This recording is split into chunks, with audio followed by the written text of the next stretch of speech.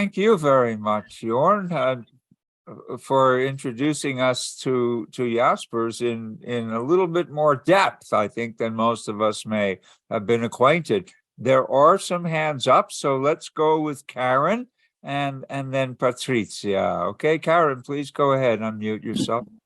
Okay, so I'd like to propose something in response to contradiction being okay.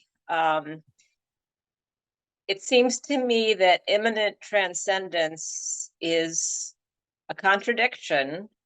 And although Jaspers is certainly not the first, I believe, to embrace contradiction, thesis, antithesis, synthesis, wonderful, this wonderful loving embrace.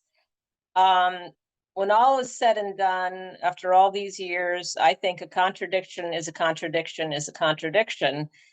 There's no matter how many loving embraces you put it in or how many synthesizers. But I'd like to propose another thought about the mundane and this other worldliness. I don't believe in immanent transcendence, but suppose that I were to live in San Diego for 20 years, which I did, and I knew that I was going to come to New York City for 2,000 years. So while I'm living in San Diego, it would make sense to enjoy palm trees and this and that.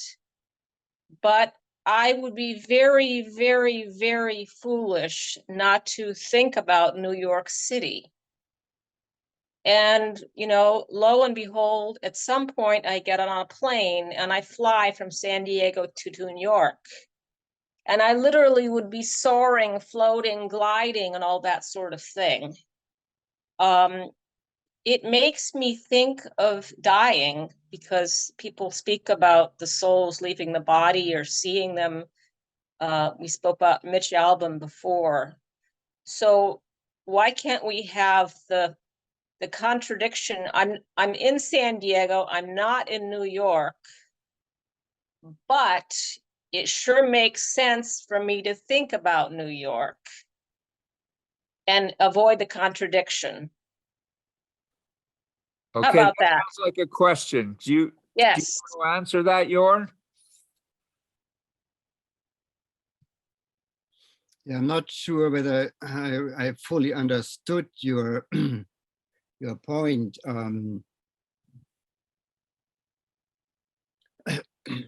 Maybe we have to move away from the understanding of contradiction, like a logical contradiction. It is basically the idea of holding two things that have a heterogene quality together. Like, for instance, respecting an opponent in a debate and still making your own point. So you're contradicting the other person because of your point of view, which is different from his or hers, but you are standing up for your own point of view. And so you're holding two things together. You have a respect for the other person, you have a respect for your own position, and the two are being held together in the same situation. So they are not actually a logical contradiction, they are just holding two or even more things together in your awareness. Like yin and yang, Patricia comments in the chat room, like yin and yang, perhaps, Jörn?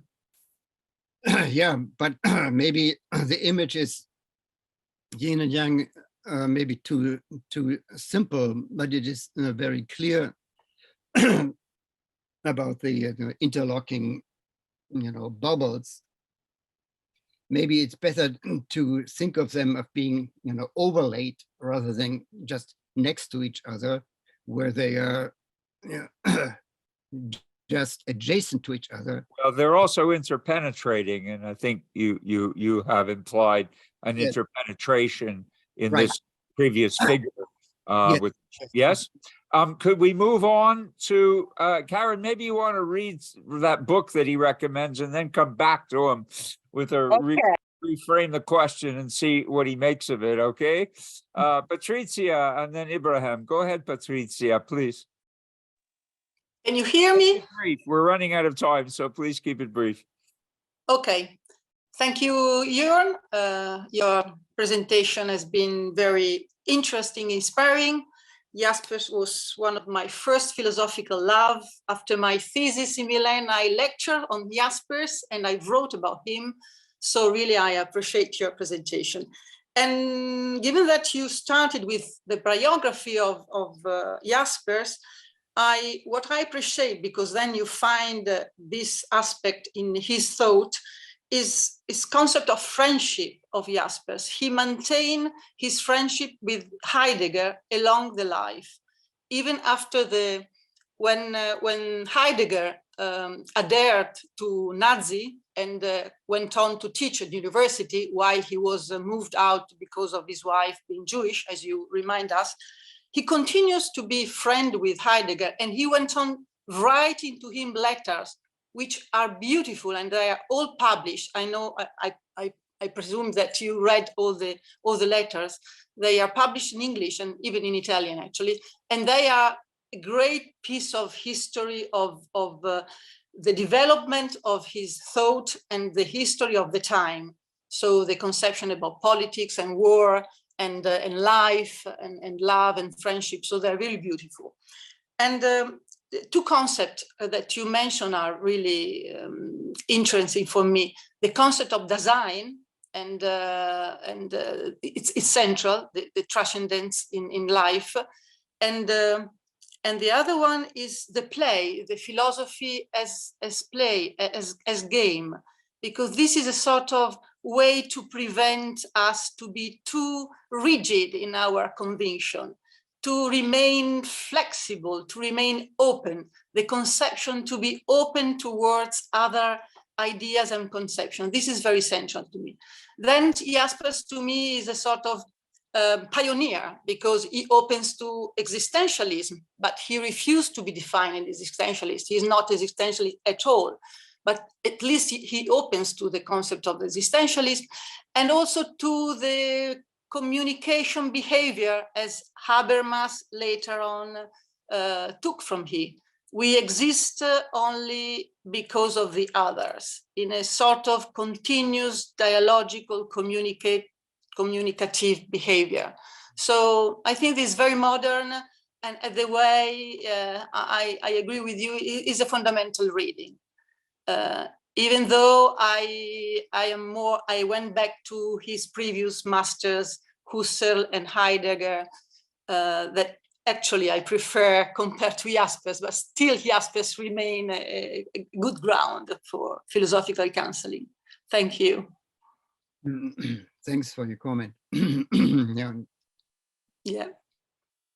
Okay, thank you, Patricia, for reminding us this all has relevance for philosophical counselors, especially in terms of lack of rigidity when listening to clients and so forth. Very important. Yeah. Ibrahim, please go ahead.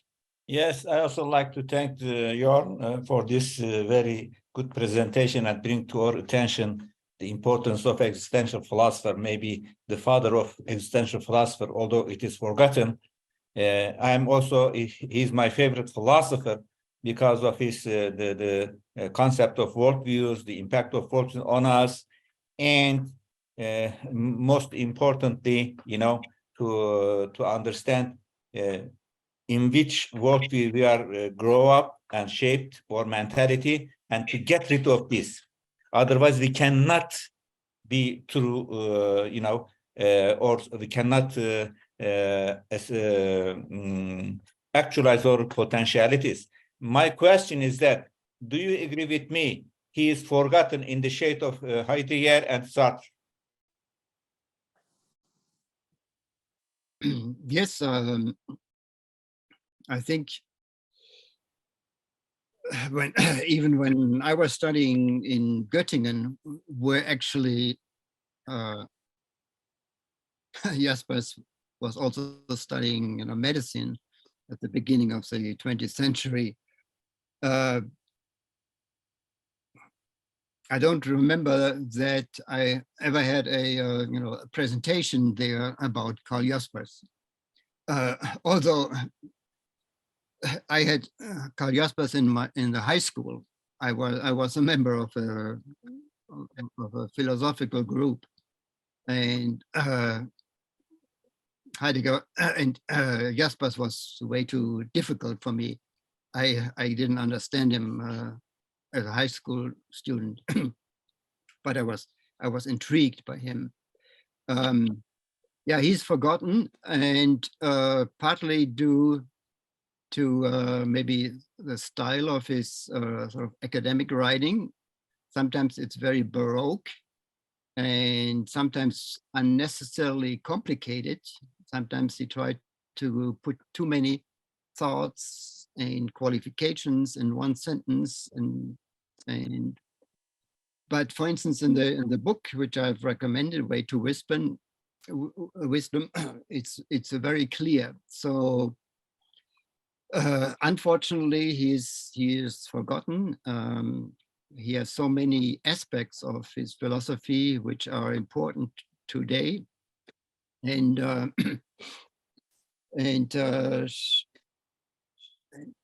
yeah. Well, Thank you Jörn, very much, Jörn. he may not be as forgotten as as you claim, because I think one of the things that's come to light, and certainly something that I've published in many languages, is his conception of the axial age, because in philosophical practice, we're working for a transformation of consciousness, and that happens one client at a time. We are trying to transform consciousness, if you want to say what we're really doing, in a certain sense, yeah. And that is something that he recognized you gave us a wonderful synopsis of that age, in which there was a simultaneous flowering of the most beautiful ideas that probably ever came out of a collection of minds at a time, looking at the synchronicity of ancient India, China, the Aegean, and not to mention Egypt too, where things were in ferment. So he understood this. He had this transcendent picture at a time when there were the most bitter nationalist and imperialist clashes that we're still living in the shadow of. So he did it. He also transcended by example. This is another point I admire him, because he was the first. Especially for us, for philosophical counselors, we are studying, Buddhism and Hinduism and others. But he was a pioneer to mention this with the concept of axial age. Thank you. Yeah, thank you, Ibrahim. So I mean, that's a feather in his cap, Jörn. The fact that he's not being studied, or he wasn't studied very much, could also reflect on his actual importance in a transcendent sense. People don't know who he is in a mundane sense. That just demonstrates his transcendent importance, perhaps. Bala, you're back with us, please. Yeah, thank you. Yeah, that's a very interesting and wonderful presentation. Thank you so much for that. It was very informative. I was just I have to make 2 points. I'll try to make them quickly, Lou, with your permission. One is responding to this concern, saying that it's a contradiction, holding the position of both immanence and transcendence to be a contradiction. I see that there is a lot of influence of Buddhism on Jaspers. No, that's quite visible in the presentation, as well as when we read him, where Buddha tries to say that the individual extremes that we look at are to be avoided, and the middle path is being posited to be something that one should adapt. So that's where I believe the worldview that Jaspers is positing is important to understand whether it is contradiction or beyond the contradiction when we talk about these two things coming together. So I believe that basically the contradiction that we assume to be there will be there only when you look at it from binary epistemology. So if you look at it, look at the world from a different epistemology that the East tries to present in terms of holistic, harmonious, interdependent existence, then you don't find the immanence and transcendence to be opposites and immanence and transcendent to be contradictory. No, for example, if I'm talking now, if I'm talking about transcendence now, I am getting immanent into the concept of transcendence. And at the same time, I'm also trying to transcend the concept of transcendence, right? So even this very journey of speaking about transcendence at the same time implies both immanence and transcendence. Okay, so that is how I don't believe that to be a kind of contradiction unless you accept the worldview that there is a binary epistemology that is existent, right? That's number one. Number two, Kroll, I really enjoyed this presentation because of various reasons. These days, I'm working on the concept self-reliance. So I'm trying to understand, how do I understand self-reliance? We all think that we are independent, right? Even you mentioned a quote from Jaspers, which says the only independence possible for us is dependence on transcendence. This is the quotation that you have presented. So I was trying to understand this self-reliance. We try to be reliant on ourselves. And if you look at the whole journey of human civilization, it is all like losing our own independence and trying to become dependent on something more, something else, right? That's the continuous journey of human development. You lose your own capacity of being dependent on yourself and start becoming dependent on something other than you. So that's the journey that has been happening. So I believe even technology or science, when they say we are making you independent, in fact, they're making us more dependent on them rather than making us independent or dependent on our own selves. So that's an interesting kind of problem that I am looking at when I am trying to understand this concept of independence that you have mentioned about with regard to Jaspers. Thank you so much for the presentation. Well, that was a great comment, Paula. I think Jörn is appreciative of it, and so are we. I had a question for Jörn and a question for you. Are you, Vala, are you also looking at the transcendentalists who know about self-reliance? Emerson famously, and who wrote the essay. Are you taking them into the picture? That should be very interesting. I'm looking forward to further discussing this with you. Jörn, you had mentioned during the earlier part, the introductory part of your talk, that the philosophers looked askance when Jaspers became a professor. Oh, isn't that a tale retold in every generation? What bunch of philosophers don't need something to look askance at and be scandalized by in every generation? But remember, around the same time, a little bit earlier, William James was professor of psychology and philosophy at Harvard, although he was just an MD. Didn't have formal training in either. So he transcended medicine too, didn't he? Has anyone done a comparison between, I mean, they're philosophically worlds apart, but has anyone thought of a resonance, between Jaspers and William James? That would be a question for Shanti.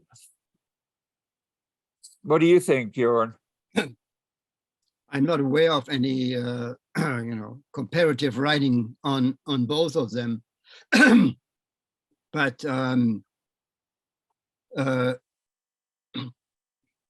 we have seen that in other areas, like for instance, very good scientists like Albert Einstein and Carl Friedrich von Weizsäcker and other ones, they have a foot in both things, like you know, in in the very area of expertise, like physics, for instance, and they also have they write about the implications of their findings, which is broader than their very you know, which their sort of field from which they emerge, like physics, for instance. So and that is just an example of you know, covering 2 or even more disciplines at the same time, or at least drawing conclusions from your area of specialty to, you know, life in general for us. Well, the overreach is clear, and you pointed it out with great clarity, and it's important to underscore that. There was a generation of Popperians, post-Popperians, who called it scientism, you know, but believing that science can explain very much more than it can. They can explain everything, you know, in physics since the Big Bang, but they need the Big Bang. And one physicist said, if you want to know where the Big Bang came from, cross the aisle and ask the theologians, because the physicists, given that, can explain a lot, but they can't explain that very clearly or any better than Genesis. So, you know, I think that's another feather in Jaspers' cap, that he saw this after tremendous progress in science. Yes, he remained skeptical enough, didn't he, as you pointed out, to retain something other than science, something maybe transcendent over it. I think it's wonderful that you're reminding us of all this. So we have now, I just want to say officially, the remaining time is kind of open. So if anyone wants to comment or question on anything, we've had a fantastic day. I really want to express gratitude to our 5 speakers, and also the hope that each of these will somehow become a paper that we can publish in our journal. And if you're all able to do that, then we could in fact publish a special issue on this annual meeting, which I think it deserves. So please think about that for you guys who love to publish, and for our speakers today. Rick, go ahead. Yeah, although it's open now, I still have a question for Jörn. Can you say a little bit more about what he meant by floating? That's a vague concept, but I'm interested in it.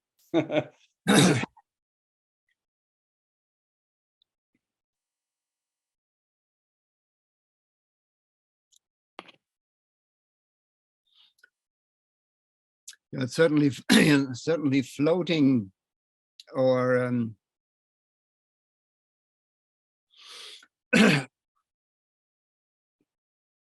maybe it's not the best translation. I see the verb schweben in there. So and maybe floating can be a approximation, but schweben is sometimes it could translate it as suspension, but that sounds maybe too negative.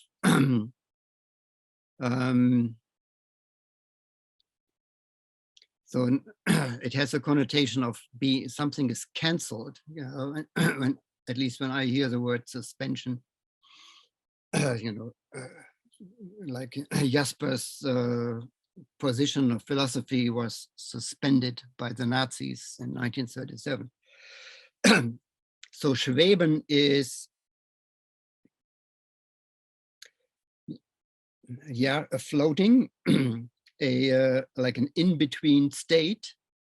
So like not being totally out on in the cosmos, sort of physically speaking, nor to be having the feet on your ground. So you're in between, and that allows you to hold more than one position, for instance, together. like world and transcendence. It frees you from both because you are in the middle. Or as my graph showed, not really in the middle, you are on a somewhat higher position, which holds the two extremes together at the same time. So therefore, Schweben is actually a good description for it. So you're in the same vein, because that's really helpful to us to understand German. You know, I don't speak it either. So I'd like to ask you which German verb, I know a few words only, but which German verb in your presentation would you use as to transcend? What would be the infinitive in German in the sense that you and Jaspers mean it and describe it? What is the German verb to transcend that you would utilize? Listen, Well, Jaspers actually uses the word transcendieren. So to transcend, Jaspers writes transcendieren, or sometimes uses the German word like überschreiten, to step over, which it literally means to have a position, but to step over it. Überschreiten. Yeah, Over. to step over. What did Hegel use? He used something different, did he not? Yeah. Aufheben, was it aufheben? Is that something? A Yes. verb? Typically, yeah. Yes. Aufheben has the good connotation. I think it has sort of three aspects. Aufheben means canceling. It means to lift something up. And thirdly, aufheben also means to preserve. So this is a good word using which Hegel used in his dialectic, and he plays on it not really explicitly, but that's what I remember from my reading Hegel, that he always implies those three aspects of the word aufheben. And you could say the word schweben is a sort of transcended state which preserves each of the two opposing poles, but on a higher level. And the higher one is where the intermeshing or the penetration of the two opposites occurs. Thank you for explaining that. So it negates and preserves, it negates, it lifts, it preserves, and that is the nature of transcendence. It makes a lot of sense, in fact, in much of what we're doing, and Lydia is doing now a lot of work in philosophy as a transformational. We've heard about it today too, and now we're getting it really to a high point. Carolyn, please unmute. Go ahead. Please unmute. Okay, hi. Thank you for that paper. It was really fascinating to me because I'm a novice in Jaspers. But I wondered about how you explain and how you feel about his enduring friendship with Heidegger. I mean, because he, like Arendt, was affected by, Heidegger's political views and sympathies, and you could say activism.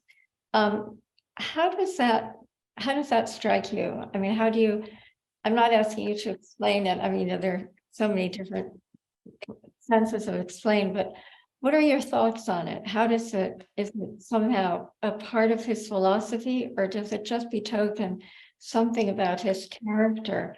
He can look past that in the person.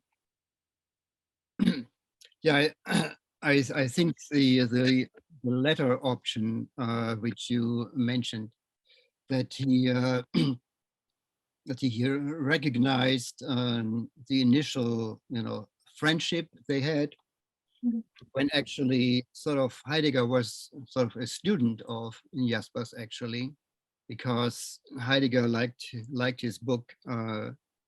He wrote a monograph on Jaspers' books, Psychology of Worldviews, which started their friendship.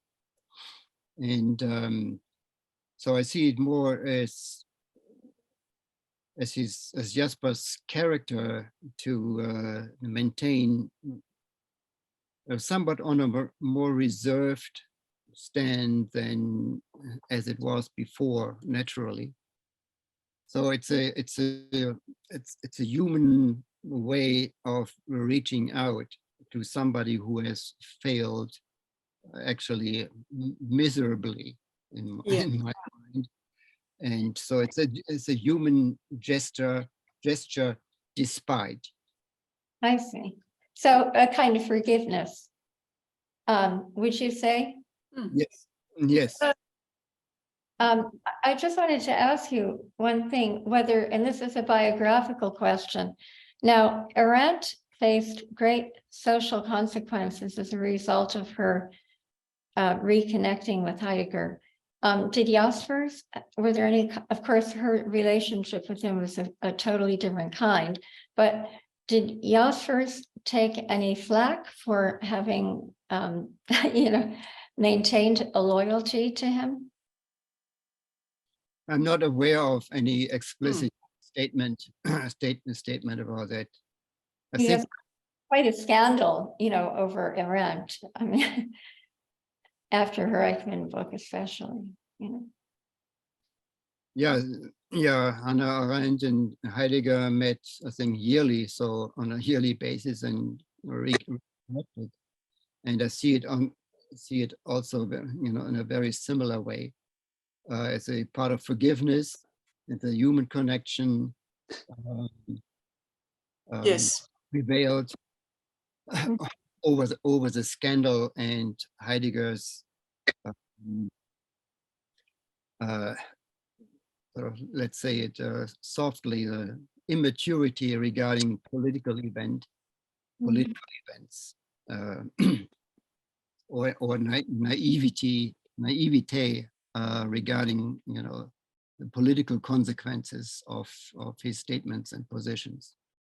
So would you say then that Jaspers was, in a sense, able to see into Heidegger, in a way that transcended Heidegger's sort of earthly, mundane existence? In a sense, he had that ability to. Yes. I think Patricia has probably a good insight. She wanted to say something, but I would say just I think I don't want to make a general statement. It's just on the human level they connected and reconnected, despite of things. Yeah. Thank you very much. Thank you. That was That's great. Patricia, do you have, your hand is definitely up, or at least definitely virtually up. Yeah, just to answer Jörn and Caroline. Yes, I think that, you see, it's not a question of loyalty or political position. It's a sort of human, as Jörn said, of human connection, and the concept of friendship and philosophical esteem of the thought of the person, being conscious that he made the wrong choice in his politically following of the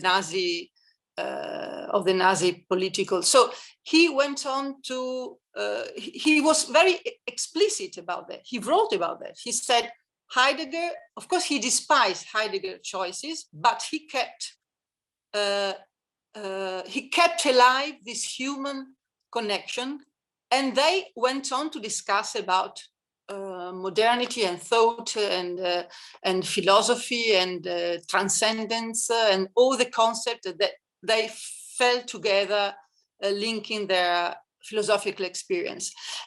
Jaspers went on to write all the life long with Hannah Arendt, for example. When she went to United States and she was lecturing in Princeton, Hannah Arendt wrote to Jaspers that she was a pupil of Jaspers as well. And she was writing against, of course, the communism and the dictatorship. And of course, he was commenting with her. So they were both against the dictatorships in the world they had experienced. So he was banned, he was sent away, he couldn't lecture anymore.